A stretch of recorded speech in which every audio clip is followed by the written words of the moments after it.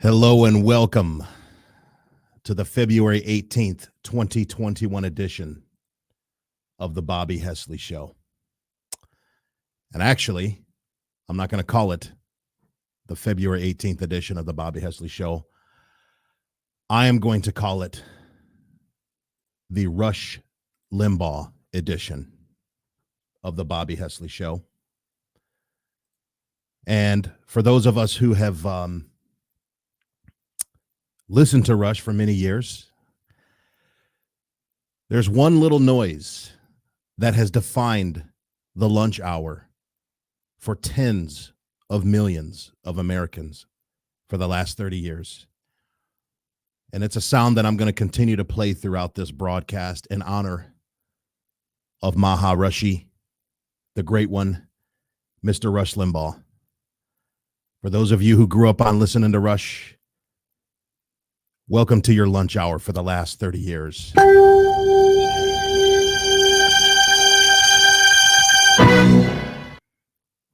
That one little noise. Did you guys hear that? It's defined many of your lunch hours for a very long time. Millions of us.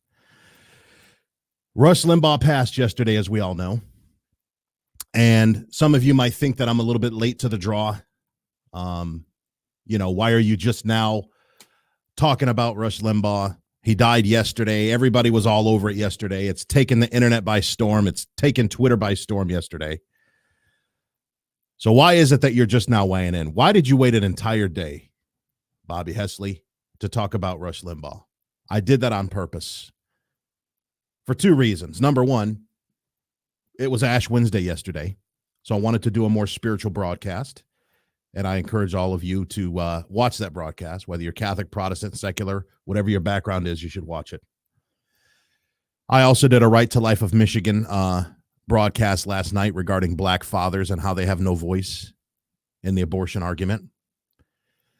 But the main reason why I didn't broadcast yesterday regarding Maharishi, the great one, America's doctor of democracy, America's anchor man, Rush Limbaugh, is because I wanted to let yesterday pass. I wanted to let the day of his death pass so that I could build a case of all the fraud and all the hypocrisy and all the double standards of the left. These tolerant, loving people, supposedly, the civility police, the tone Nazis who walk around policing everybody's tone except their own. All these people that are decrying Rush Limbaugh for how mean-spirited he was, for how uncivil he was, for how hateful he was.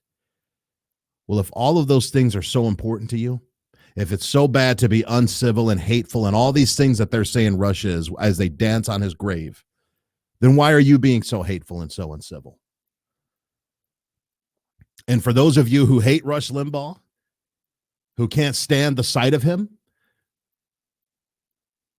who can't stand the sound of his voice, not only am I going to continue to play this lunch hour tone to honor Rush and to connect with all of his millions of listeners, but I'm going to keep playing it to annoy you.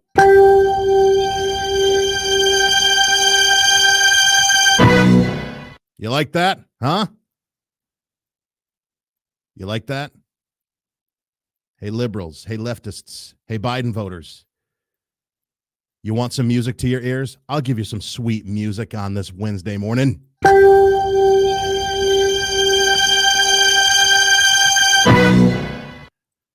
Now, President Unity, I'm not going to call him President Joe Biden because he is hashtag not my president, and he will hashtag never be my president.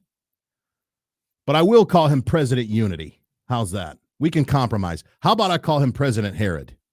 There, we can meet in the middle. I'll call him President Herod, because if it were up to him, he would kill all male children under the age of 2, just like King Herod did. But that's a whole nother show. So listen to what I'll say his name, Rush Limbaugh. Say his name, folks.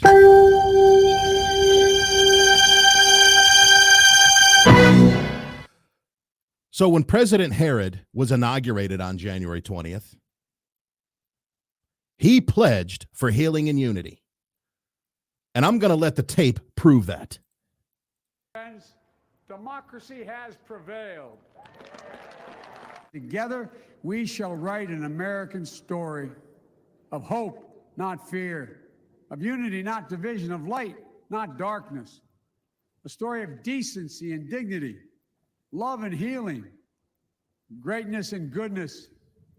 May this be the story that guides us, the story that inspires us, and the story that tells ages yet to come that we answered the call of history. We met the moment, democracy and hope, truth. All right, I can't hear any more of this crap. So President Herod is calling for healing and unity, and whatever he muddled out. Well, you know what, President Herod? This is a perfect opportunity for you to deliver on all this healing and unity that you said was supposed to define your presidency. This is the perfect opportunity, because your voters, your followers, are some of the most vicious, evil, nasty people on the planet. And I'm not hearing you say a thing about it. I'm not hearing you call for a single instance of healing or unity. What better opportunity for you to deliver on what you said you would do on your inauguration than to try to bridge the divide between this country that's going on right now, between those who love this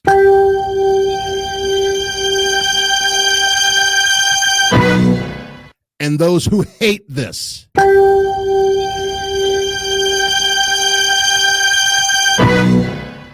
So let's go to your Twitter account and let's see how much unity you're calling for. Let's look up, let's see, Jim Crow Joe. Can I find him there? Oh, Joe. Oh, Jim Crow Joe. Oh, my bad. Nothing comes up. Hold on. Oh, wait, hold on. Joe Biden. Bird, KKK, and Cyclops. Oh man, hold on. Because Joe Biden, he eulogized Robert Byrd, didn't he? When Robert Byrd died, he was an exalted Cyclops in the KKK. Hold on. No, there's no Twitter handle under that. Let me see. Here we go. Joe Biden. Let's see. Let's see what President Herod has to say. Let's see what President Unity has to say about the passing of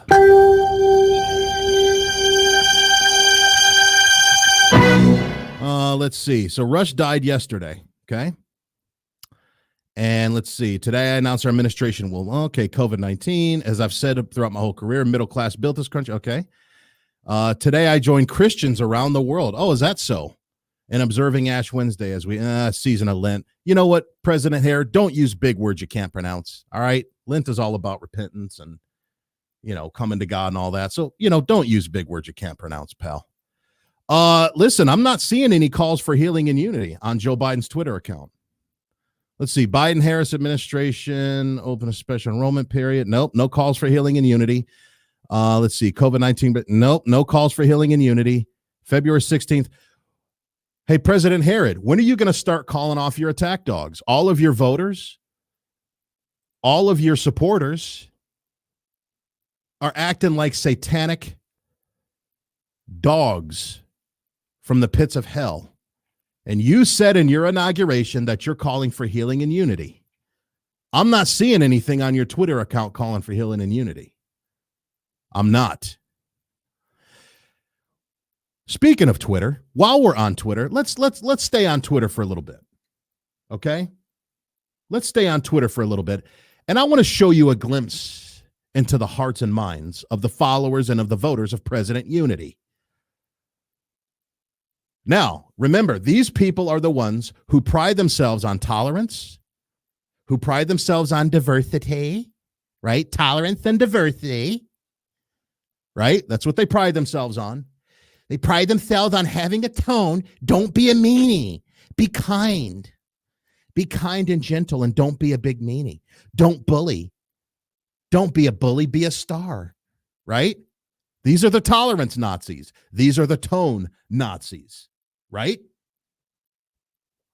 So let's see what the tolerant left has to say about the passing of Rush Limbaugh.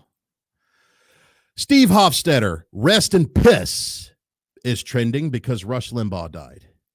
I don't know who the first person to write this was, but how dare you? How dare you come up with the perfect joke before the rest of us could? It's downright rude. Wow. Look at how tolerant this liberal is. The tolerant left. For every one of these mean tweets, I am going to counter them by honoring Maharishi.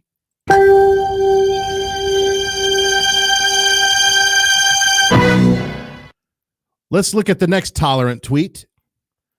Replying to Billy Baldwin, even hell is too good for him. Oh, Billy Baldwin, the washed up brother of Alec Baldwin, whose career never quite took off. So he's trying to do whatever he can to stay relevant. And here's what the tolerant, compassionate Billy Baldwin had to say about the passing of Rush. Enjoy hell. Oh, then his followers tweet in, even hell is too good for him. Hey, liberals, I thought you guys didn't believe in hell, right?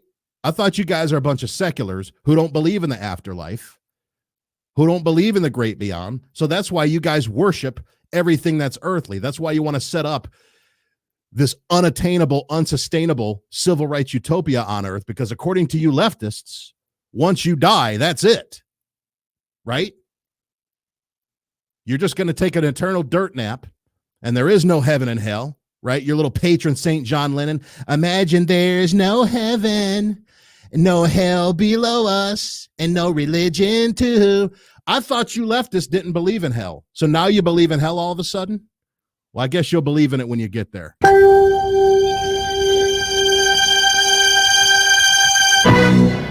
Next, from Deadspin, noted fearmonger Rush Limbaugh died Wednesday.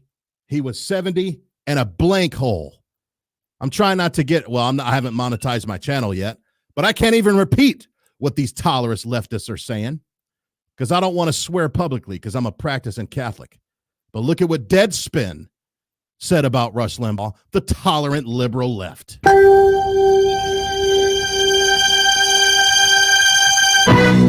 Michael Rappaport, the washed-up New York actor.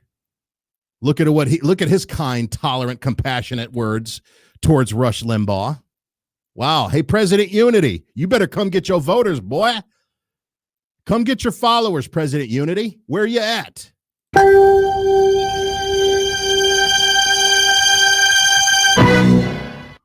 I hope every time you hear that lunchtime tone of Maharishi, you liberals, I hope that it hurts your ears.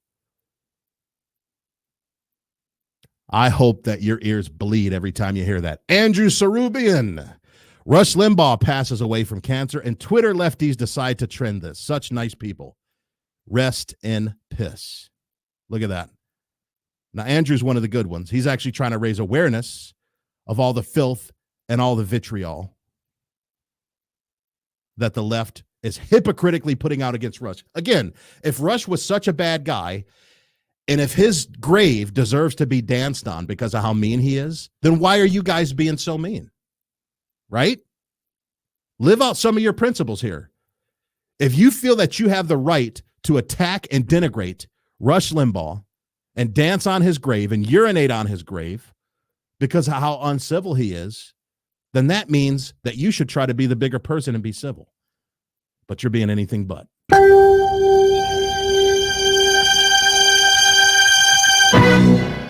Cam. Rush Limbaugh has passed on, but worry not. His memory lives on through bigots everywhere. Wow. I guess I'm a bigot. I'm a black bigot, huh? I want to expose these people I got a few more tweets I read. I know it feels redundant, but these people need to be exposed for who they are. And President Unity needs to be exposed for how much of a fraud he is, because I have not seen a single tweet denouncing any of this meanness.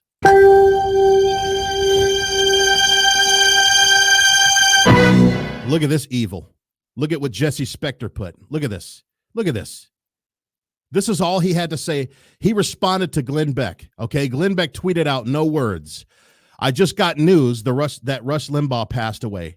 Thanks, Rush, for all you taught, you gave, and were.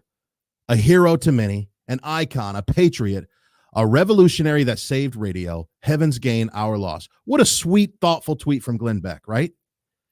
And look at what somebody replied to this tweet of Glenn Beck. Look at this. Look at this. People dancing, carrying a casket. Look at this. You see how evil this is, folks?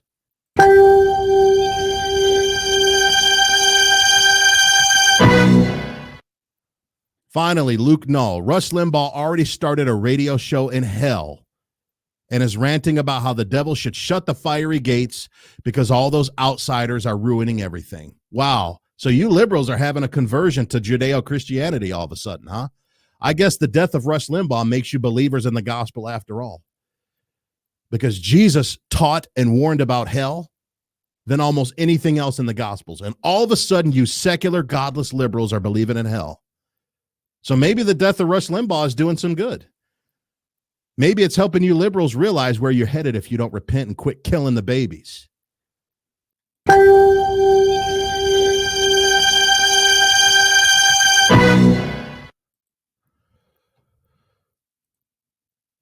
President Unity is one of the biggest hypocrites that we have in the White House right now.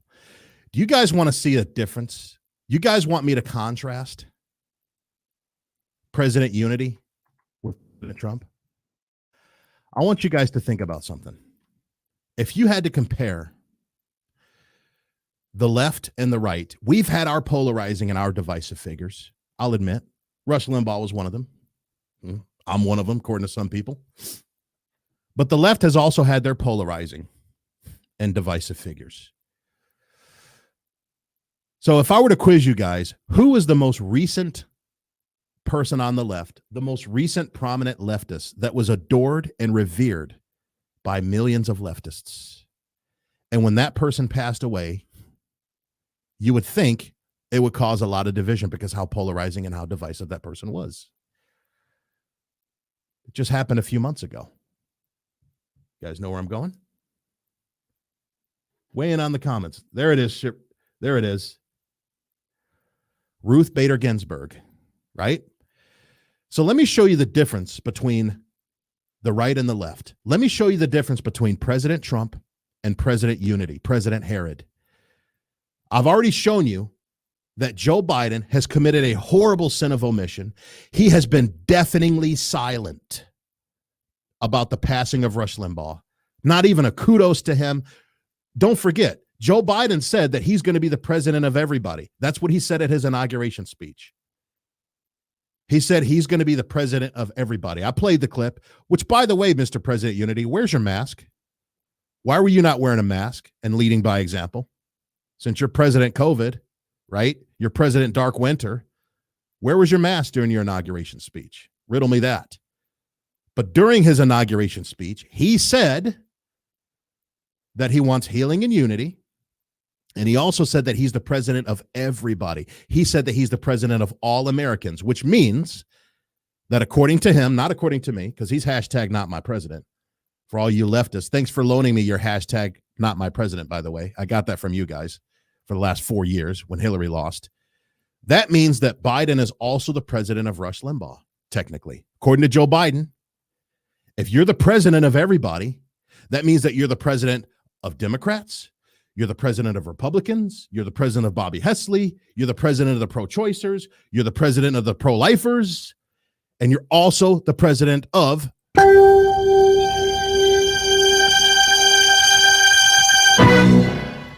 So because you're the president of everybody, why not at least acknowledge the impact that Rush Limbaugh made on American culture?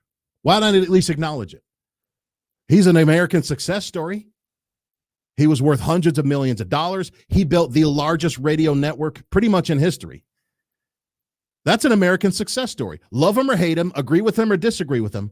Is he not an American success story? I mean, everybody was just celebrating Larry Flynt, the porn king, the guy who made millions of dollars building a porn magazine, Hustler and Penthouse and all these other magazines, right? And everybody's celebrating Larry Flynt as an American icon, right? A successful American icon who made millions of dollars. He lived the American dream. We may not agree with the way Larry Flynt made his money, barely legal and exploiting women and all these things that the feminists were definitely silent on, right? They're deafeningly silent.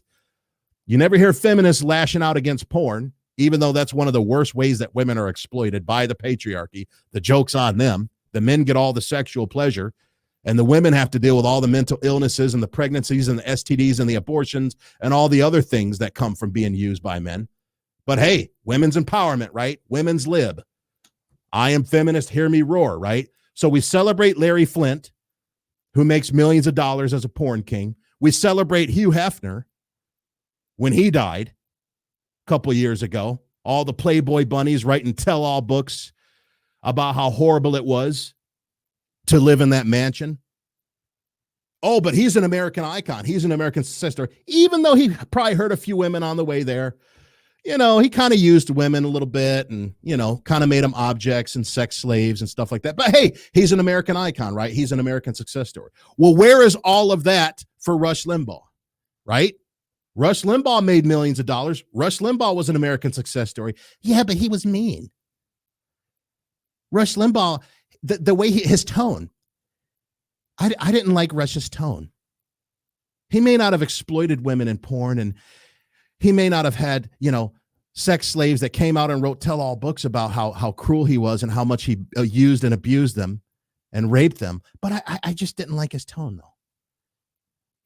He would use things like Dingy Harry, and, he would make nicknames for his political opponents. You see the hypocrisy? But let me show you a contrast. Let me show you what Donald Trump's reaction was. We've seen what Joe Biden's reaction was when Rush Limbaugh died, which was no reaction. And him having no reaction is a reaction in and of itself, because he has branded himself as President Unity. And he said that he's the president of everybody, including Rush Limbaugh, including his opponents, included the 75 plus million people who voted against him. According to him, he's all of our presidents. And yet look at how Donald Trump, when he was getting off of Air Force One, look at the class with which he handled the news of Ruth Bader Ginsburg passing. Check this out.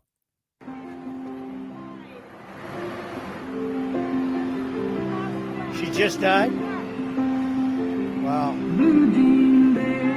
I didn't know that. You're telling me now for the first time. She led an amazing life. What else can you say? She was an amazing woman. Whether you agreed or not, she was an amazing woman who led an amazing life. I'm actually sad to hear that. I am sad to hear that. Thank you very much.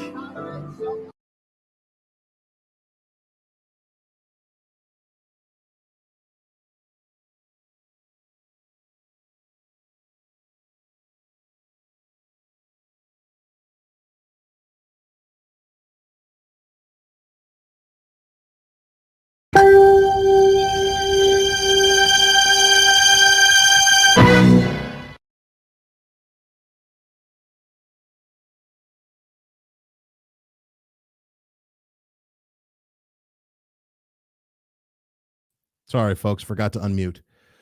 So did you see the class there? Did you see the difference there? Look at the difference of class, where President Trump said, whether you agree or disagree, she led an extraordinary life. What a difference there.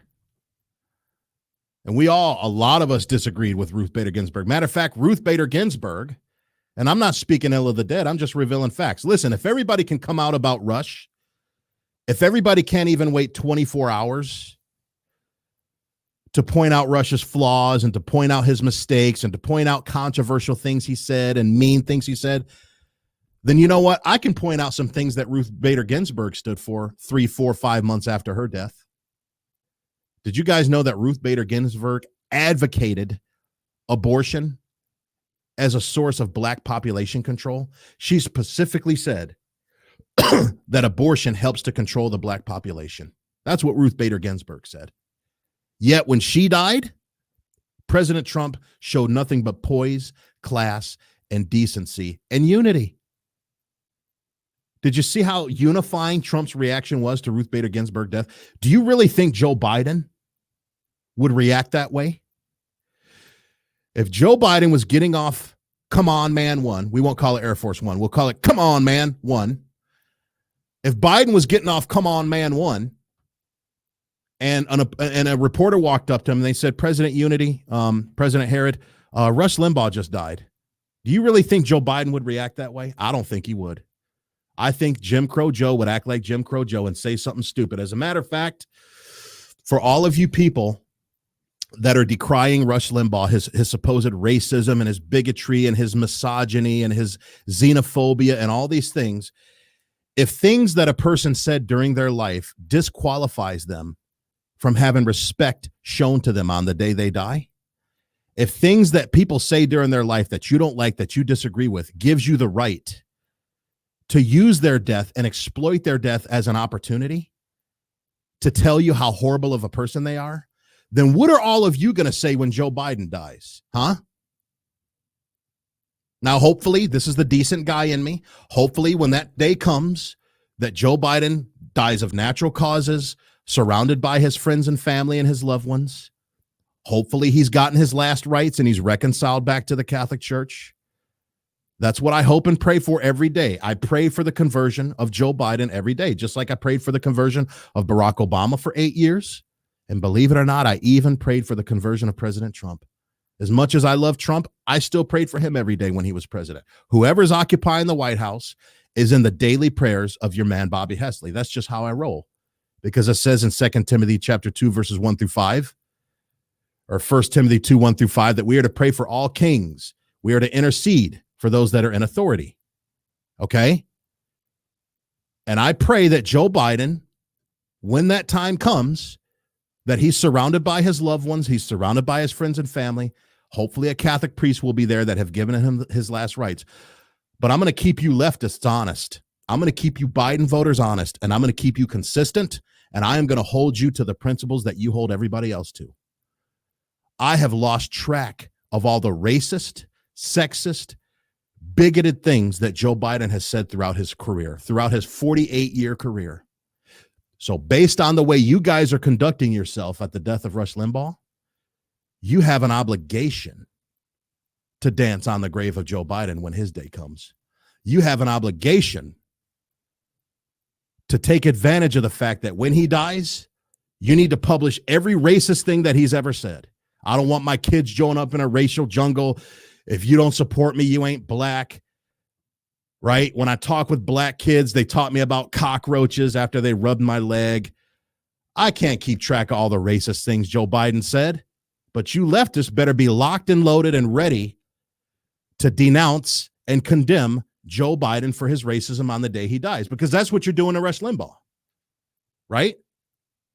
So if Rush Limbaugh doesn't get a pass, if he can't even have a day of decency on the day he dies, you guys can't even wait 24 hours to piss on his grave, then I better see the same treatment of President Unity when his day comes from you leftists, because that's how you guys roll, right? You guys are supposed to eulogize people. That's what your eulogies are for racists, right?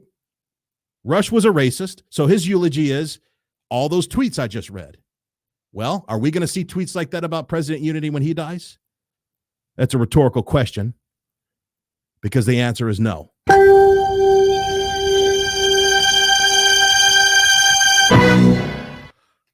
I believe that Joe Biden should lower the flag for Rush Limbaugh. It's crazy because I was thinking yesterday as I was watching all this filth on Twitter, and I was watching some of my friends have to deal with people. I have friends on Facebook, guys, and all they did was they posted this picture that you see behind me of Rush Limbaugh. which is taken right from rushlimbaugh.com, by the way. Fair usage. I had people saying, rest in peace, Rush. R.I.P. Rush. Rush Limbaugh passed away. I'm really sad. And I had people, I saw my friends get trolled by people on Facebook that are supposedly their friends. I've seen some of my friends on Facebook have to block their friends because of their behavior about Rush Limbaugh, about his death, about the terrible things that they were saying. Friends blocking friends. The death of Rush Limbaugh is exposing just how hypocritical these people really are. And I hate to say it, but the death of Rush Limbaugh is exposing just how divided this country really is. And it's interesting because I read an article yesterday that confirmed that I believe Joe Biden should give Rush Limbaugh some dues, just like they honor Larry Flint, they honored Hugh Hefner, right? All these other polarizing American icons that were successful that ticked a lot of people off, but yet they were American icons. Here's an interesting article I'll read real quick. It says, as such, Biden should order the lowering of the American flag in honor of Limbaugh. It's the least he could do. After all, Barack Obama did just that for singer Whitney Houston. You remember when Whitney Houston died in February of 2012? In fact, Obama did it frequently and with abandon, the article says. Quote, Obama has ordered flags at half-staff more than any president in U.S. history. Now, we could also say Biden because it was the Obama-Biden presidency, the O'Biden presidency. So Joe Biden co-signed all these half-staff flag lowerings when all these American people died, all these American icons. Obama ordered the flags at federal buildings lowered for the victims of the Orlando nightclub shooting. He ordered the flag lowered after the Fort Hood shooting that left 13 killed, which I agree with. Those were soldiers that were killed. They deserve to have the flag lowered for them. He ordered the flag lowered 66 times in various proclamations issued over the years, beating by several George W. Bush's 58 similar orders and Bill Clinton's 50 orders of flags being lowered. In fact, Obama ordered the U.S. flag lowered so many times that critics questioned whether he actually understood the supposedly somber reasons behind lowering the flag in the first place. But Limbaugh is a no-brainer. Limbaugh is somebody who influenced millions, a movement of millions, really. A movement of millions and masses of young and old conservatives alike. A movement of millions and masses that also included liberals, Democrats, libertarians, socialists, progressives, and more, even if only to gather arguments to fight for their own respective sides. Limbaugh's voice was that big. And now Biden should order the lowering of the American flag in honor of Limbaugh. And listen how this article ends, folks. It's the unifying thing to do. And that's a fact, folks. Whether you love Rush Limbaugh or hate him, whether you agree or disagree, whether you're liberal, conservative, Democrat, Republican, socialist, communist, patriot, I don't care what you are. If you're an American who has not been living under a rock for the last 30 years, you know what this sound is the second you hear it.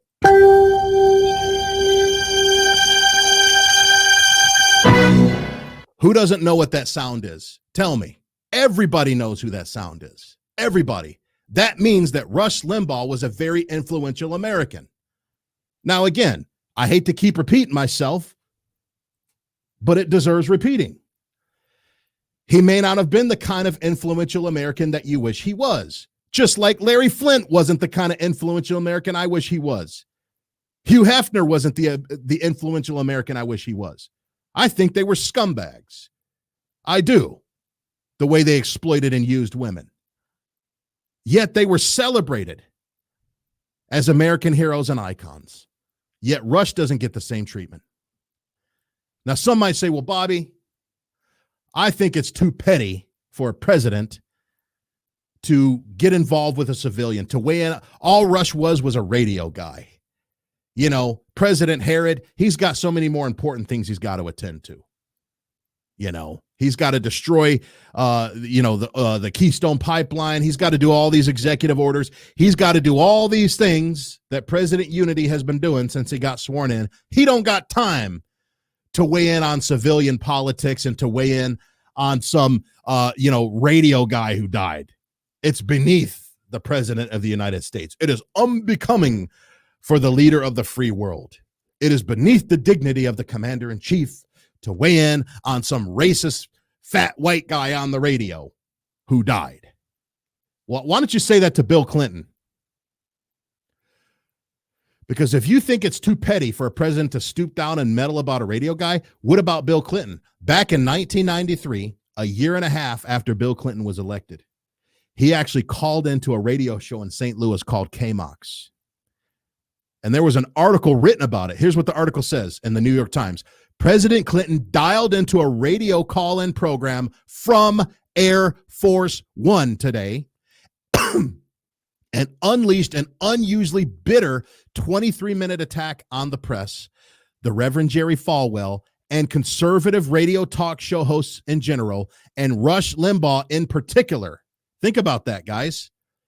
In 1993, Bill Clinton from Air Force One, mind you, a taxpayer-funded public transportation aircraft that we pay for, he used the resources of Air Force One to call into a radio show to go on a 23-minute tirade against Reverend Jerry Falwell and Rush Limbaugh.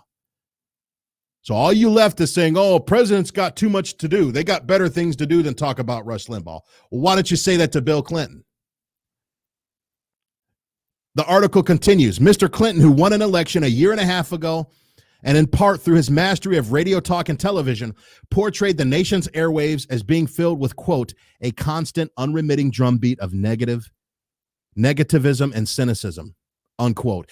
He denounced what he called, quote, violent personal attacks, and said he had decided to be more aggressive in standing up to his critics, i.e., the Reverend Jerry Falwell and Rush Limbaugh at the time. Mr. Clinton's call to radio station KMOX in St. Louis, KMOX, this morning while he was on a flight here had been previously arranged. Get that. So Bill Clinton arranged a call-in show from Air Force One so that he can dish Rush Limbaugh.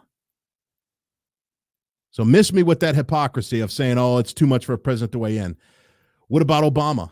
Barack Obama used to unload on Rush Limbaugh all the time. He just did it recently a few months ago.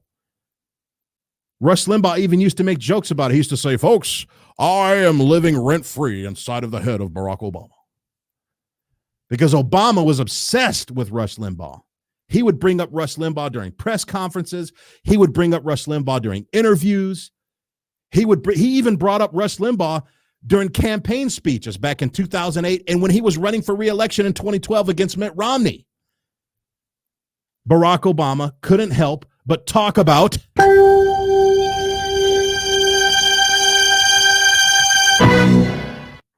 so miss me with all the hypocrisy. I'm starting to go long here, so I want to shift gears to a more positive perspective. I want to shift gears to how unique Rush Limbaugh was. You know, when it comes to debate and argumentation, one of the most effective strategies that you can use, I'm Catholic, so you're going to hear a little bit of Latin. It's called reductio ad absurdum. Reductio ad absurdum. What reductio ad absurdum means is using absurdity to demonstrate the absurd. In other words, when you want to make your opponent, when you want to make their argument look so ridiculous and so absurd, you use absurdity to demonstrate that point. And Rush Limbaugh was a master at doing that. A master at doing that, of using reductio ad absurdum. You know what Rush used to do? And again, this is why Rush was so popular. This is why Rush Limbaugh became the polarizing, successful figure he was. In his early days of his show, when he had pro-abortion callers call in defending abortion, defending a woman's legal right. Notice I say legal right, not ethical right. But when he would defend a woman's legal right to kill her child, he would call them feminazis. He's one who coined that phrase, feminazis, feminists who kill, mass murder lots of people, right? What is a Nazi? What are the Nazis known for? The Nazis are known for mass murdering millions of people, right? Well, feminists are also known for mass murdering millions of people. And that's why Rush used to call them feminazis, because they are. Think about it. Who's the deadliest, most brutal dictator in all of history? I'll give you a hint. It ain't Hitler, and it ain't Stalin. It's Chairman Mao. Chairman Mao killed 60 million of his own people in China. in a 3-year span with what he called the Great Leap Forward. It was a manufactured socialist communist famine, and he killed over 60 million of his own people in a very short amount of time. Well, how many babies have the feminazis killed since Roe vs. Wade? 60 million. Feminism is right up there with Mao. Feminism is one of the bloodiest, most deadly movements in human history. And they are right up there with Mao. And they deserve that title, feminazis, because that's what they are. And we shouldn't call them feminazis because the Nazis only killed 6 million. The feminists have killed 10 times that amount. So we should call them fema-Maos because they're right up there with Mao Zedong, with all the innocent people that they've mass murdered. So you know what Rush Limbaugh used to do? Rush Limbaugh used to have this thing that he would call caller abortions, where whenever a feminist would call in defending abortion, you know what he would do? He would hang up on her without any notice, and then he would play the noise of a vacuum cleaner because that's what these abortion doctors use to suck out the baby parts. And you know what he would say? He would say, nobody called. There wasn't a caller that just called. Because essentially that's what the abortionists do. They ignore the humanity. They pretend that a human being didn't exist in the womb. And they just cut it up and suck it out. And that's what Rush would do in his caller abortions. He would put these feminists in their place and he wouldn't acknowledge their call, just like they don't acknowledge the existence and the humanity of the unborn. That was Rush Limbaugh. That's why we all know what this noise means.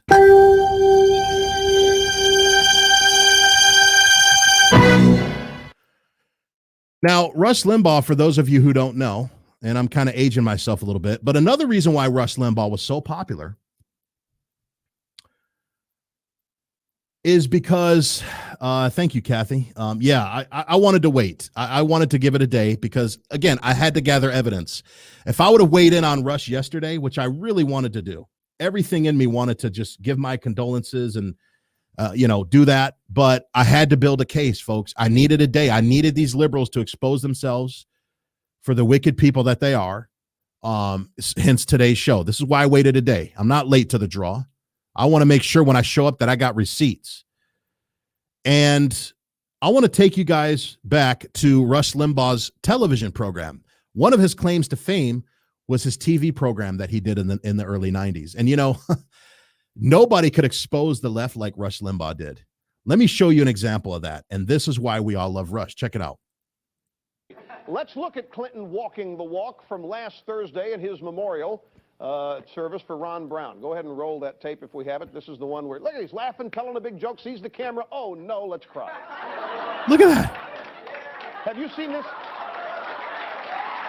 Guys, are you seeing that? You see how Rush exposes the left for the fakes that they are? He's sitting there laughing and joking because he's not aware that the camera's rolling. Now, you guys know Ron Brown was a black man, by the way.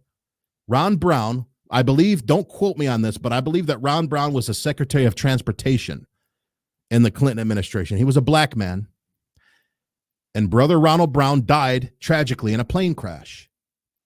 And when Brother Brown died, Bill Clinton is going to his funeral laughing. Guys, I own multiple companies. I have employees in my companies. I have people who depend on my company to make a living, to pay their bills. And God forbid, if one of my employees or one of my independent contractors were ever to pass away, I would pay them the respect and I would go to their funeral. The last thing I'd be doing when I'm headed into their funeral to pay my final respects to them is laughing and chumming it up with people I'm walking into. What kind of insensitivity and disregard did Bill Clinton have for Ronald Brown when he's walking into his funeral and laughing? Look at this crap. Look at this. And Rush exposed it. This is why we love Rush. Look at this. Service for Ron Brown. Go ahead and roll that tape if we have it. This is the Look at him laughing. He's laughing, telling a big joke, sees the camera. Oh, no, let's cry. Look at that. Starts crying. What a hypocrite. What a phony. Is this not incredible? Have you all seen that before? How many of you had seen this before this program? This is last Thursday, ladies. Some of them haven't seen it. I bet many of you haven't either. Last Thursday, there's a memorial service for Ron Brown. Bill Clinton is leaving it, and he's laughing it up, telling big-time jokes. with his Secret Service person, whoever is standing next to him, and spots a camera way over there and just watch it in slow motion, and you'll see it. Look at this. Well, here it is once again. Look at the fakery. Bright sunny day. Look at everybody smiling here. See the president. You'll see him in just a moment, laughing, telling a joke. Spots the camera. Watch the face. Look at that. Look at the fraud. Watch this. Now here comes a tear. We got a tear here. Over a black man. The other guy's still laughing, if you know it. I mean, he doesn't even know what's going on. We're going to keep showing this. This is the best illustration of the fake and phony characteristics of this man, the disingenuousness of him, and this says it better than most anything we've been able to show you.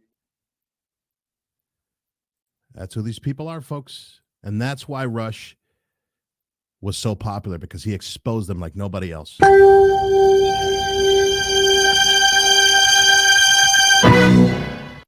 Now, another point of controversy over the career of Rush Limbaugh, and I'm getting ready to wrap up here, is his criticisms of Michael J. Fox. Back in the mid-2000s, when Michael J. Fox was pushing really hard for embryonic stem cell research, he did this commercial where a lot of his symptoms of his Parkinson's were on display. Rush Limbaugh made a video clip where he thought that Michael J. Fox was kind of like faking his symptoms, overplaying his symptoms. Now, I'm not saying that I agree with Rush saying that. I'm not saying that that was right or wrong. Maybe Rush shouldn't have said that. Maybe it was insensitive. Maybe not. I don't know. But the fact of the matter is this: two wrongs don't make a right.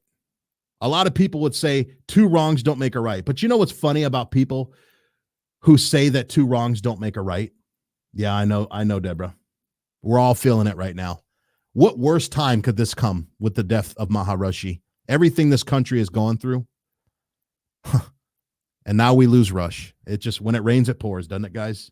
We're going to get through it together, though. We're going to get through it together. But the fact is, thanks, Ray. Appreciate you, brother. But the fact is, two wrongs don't make a right. And I noticed that a lot of people that love saying that, two wrongs don't make a right, two wrongs don't make a right, as if they're our third grade teacher. You ever notice that they only acknowledge one of the wrongs? They never acknowledge both wrongs. Because to acknowledge both wrongs, that would mean you would also have to acknowledge that your side is wrong. So let's concede by saying that Rush was out of line for what the left was saying for mocking Michael J. Fox, right? Okay, let's grant them that. But why are you giving a pass to an actor, Michael J. Fox, who is advocating the death of human beings so that he can live? How shady is that? If you want to have a scale of justice about who's worse, about which wrong is heavier, you got Rush Limbaugh questioning the authenticity of Michael J. Fox's sincerity when he's talking about his Parkinson's symptoms during an ad pushing for embryonic stem cell research. So you got that on one side of the decency scale. On the other side of the decency scale, you have an actor who we all loved growing up on, Michael J. Fox, Back to the Future. And, you know, I loved Michael J. Fox as an actor growing up. He's part of our childhood. If you're an 80s baby, Michael J. Fox is part of your childhood, okay? Family ties. And we love Michael J. Fox. But the fact is, he has an evil, selfish, self-centered, secular ideology that was celebrated by everybody. Because essentially, those who push for embryonic stem cell research are saying that human beings, even though they're the size of a microscopic dot, they're still a human being. They're still a member of the human race. They're not a dolphin. They're not a giraffe. They're not an elephant. They're not a grizzly bear. Okay? They are a human being with human DNA. And they have just as much a right to live as Michael J. Fox does. But Michael J. Fox was pushing really, really hard for embryonic stem cell research, which at its core is saying that human embryos should be harvested. They should be cryogenically frozen, because that's what you have to do when you harvest embryos. You have to cryogenically freeze them, which is a form of slavery. It is a form of imprisoning humans. Like in the movie Demolition Man. You guys remember Demolition Man in the early 90s? Sylvester Stallone, Wesley Snipes. You remember how Sylvester Stallone and Wesley Snipes, their characters were sentenced to, 200 years of cryogenic imprisonment, and they were frozen in these ice blocks for like centuries. And then they woke up and the world had moved on. It was like 200, 300 years later, and everything was futuristic, and because they were cryogenically frozen, right? That's what happens with human embryos that are frozen with embryonic stem cell research.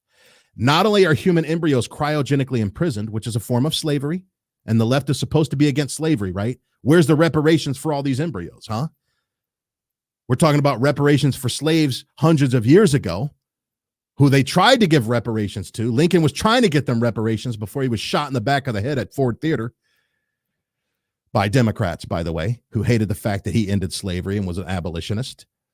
You have people in our day and age right now, as I speak, that are being cryogenically enslaved and frozen in these cryogenic chambers in embryonic form so that their embryos can be harvested for embryonic stem cell research so that people like Michael J. Fox can have a higher quality of life so they don't have to suffer from Parkinson's. How evil and selfish is that? So was Rush Limbaugh out of line for mocking some of the symptoms or questioning whether or not Michael J. Fox, was hamming it up on camera? Let's say he was. But why are you not acknowledging how evil it is for Michael J. Fox to advocate that human beings be cryogenically imprisoned and then murdered just so that his Parkinson's symptoms can abate? Let's acknowledge both wrongs. Two wrongs make a right, right? Why are you only acknowledging one wrong? Why don't you acknowledge both wrongs?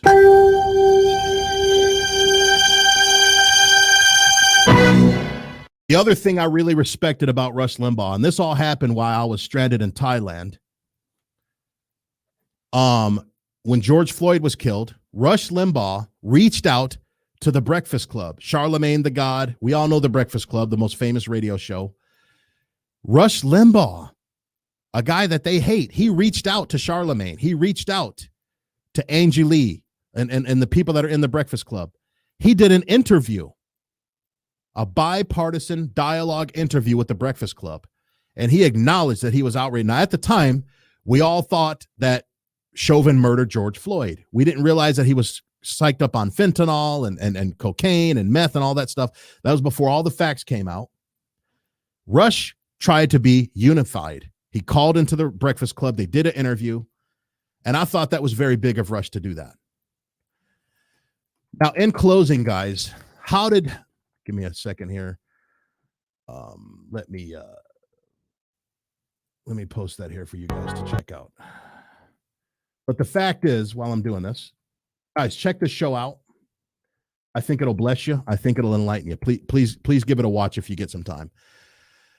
I was doing this Ash Wednesday show yesterday, and I was talking about how we are all dust, and to the dust we shall return. And right as I was doing that, Rush Limbaugh was dying. Right when I was doing a podcast about death and about how we're all headed to the grave, our brother Rush Limbaugh had died. And just to clarify, before I end the show here, I want to be very specific about this stem cell research. I'm not opposed to all forms of stem cell research. There's stem cells that come from bone marrow that's been very effective. There are stem cells that come from the umbilical cords of babies that were allowed to be delivered full term, safely and healthy. Huge breakthroughs through that. The only stem cell research that I'm opposed to, it's a very specific kind of stem cell research, and that's embryonic stem cell research. I need to clarify that. There has not been a single documented case of a successful cure or a successful advancement of embryonic stem cell research. And the people that are pushing for it, they know darn well that it's not effective, but it's just another justification and an excuse for them to push their abortion population control agenda. And that's all I'm going to say on that. So how did I process it when Rush died? Well, honestly, folks, I had been preparing myself for the death of Rush Limbaugh since November. And I want to show you guys a clip. This clip I did was on November 14th of 2020 when I was down in Orlando for a real estate investment seminar. Here's what I had to say 3-4 months ago. I was ready. Okay. And I'm sad to say this, but another source of incredible conservative media that we've had access to for the last 30 years is about to close their doors. Does anybody want to know who the most influential conservative is that is about to close their doors? The most influential media outlet, the most influential conservative media outlet in America? They're unparalleled. As a matter of fact, They are the godfather of conservative media. Anybody want to take a guess in the comments? You know who or what I'm talking about? And it really saddens me to say this, but Rush Limbaugh.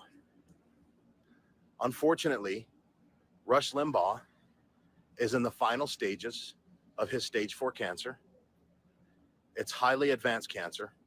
It has less than a 5% survival rate. He's been missing more and more of his shows. And unfortunately, Rush Limbaugh is about to pass away, guys. Rush Limbaugh is about to meet his Lord and Savior, Jesus Christ. And he has even said on the air that he's ready for it. He knows that his time has come. Our comrade, Rush Limbaugh, is about to go on to receive his reward. So Fox News has gone away. The Drudge Report has gone away. Rush Limbaugh is going away. I don't think Rush Limbaugh will make it to Donald Trump's re-inauguration or Biden's inauguration. And it saddens me to say that, guys. I love Rush. He's not going to make it, guys. So we've lost pretty much all of our conservative media. We have nothing. We have nothing, guys. After Rush goes, we're not going to have anything. We're not going to have anything. Think about it. There's Newsmax. I like Newsmax. So that was all the way back in November of 2020.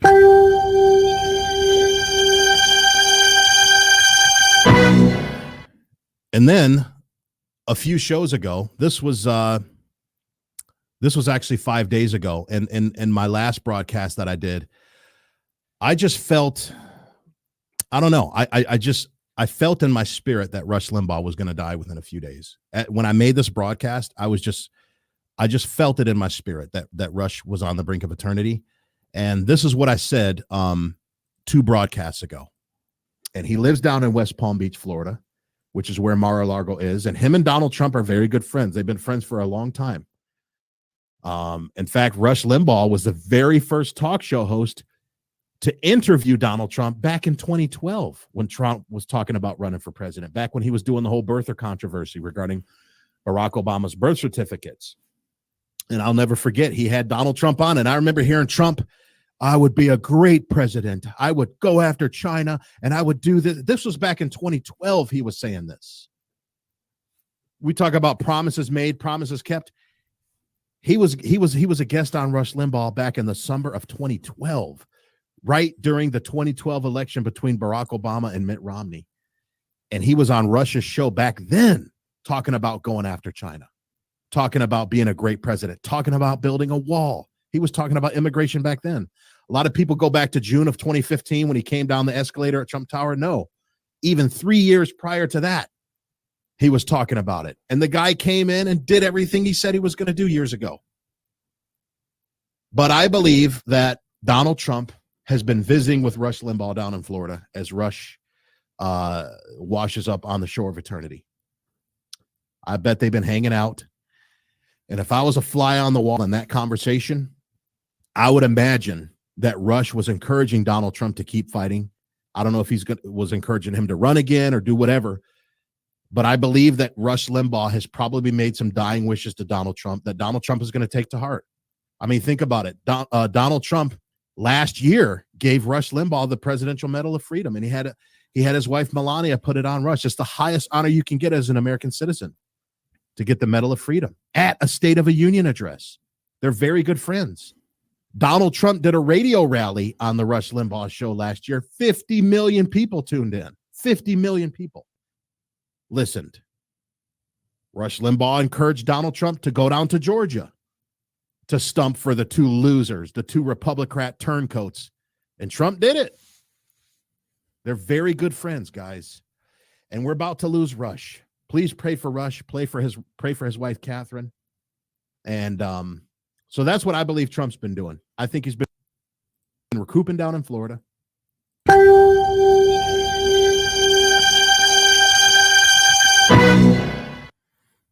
I just felt it in my spirit, guys. I just felt that Rush was dying. And he was.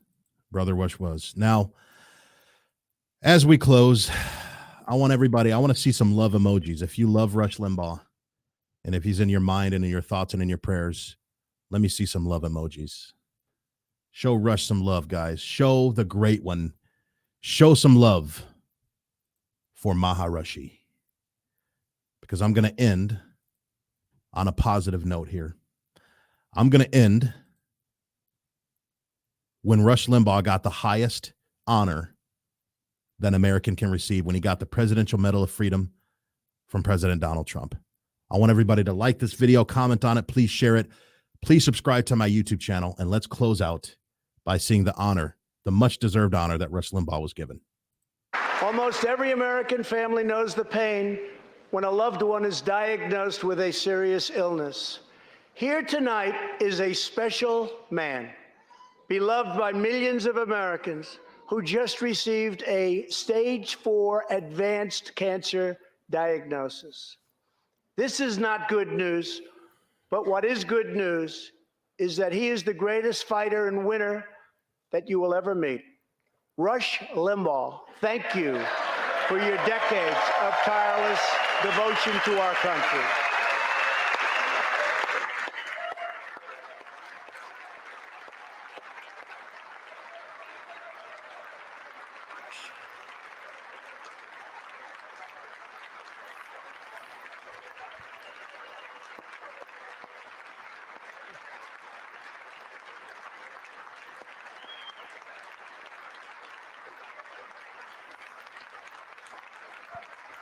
And Rush, in recognition of all that you have done for our nation, the millions of people a day that you speak to and that you inspire, and all of the incredible work that you have done for charity, I am proud to announce tonight that you will be receiving our country's highest civilian honor, the Presidential Medal of Freedom.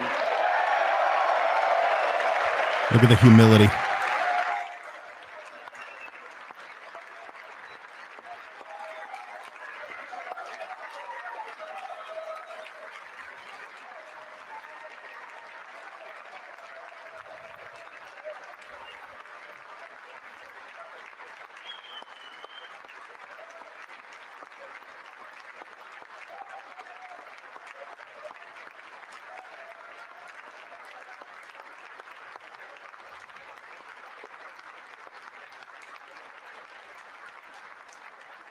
I will now ask the First Lady of the United States to present you with the honor, please.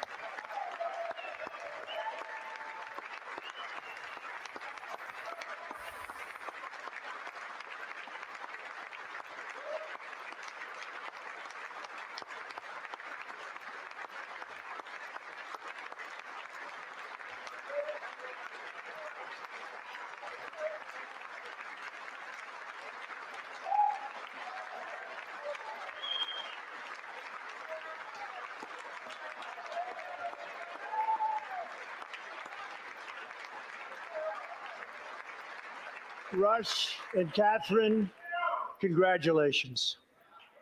Thank you, Catherine. Keep in mind, folks, this was a dying man while that was going on.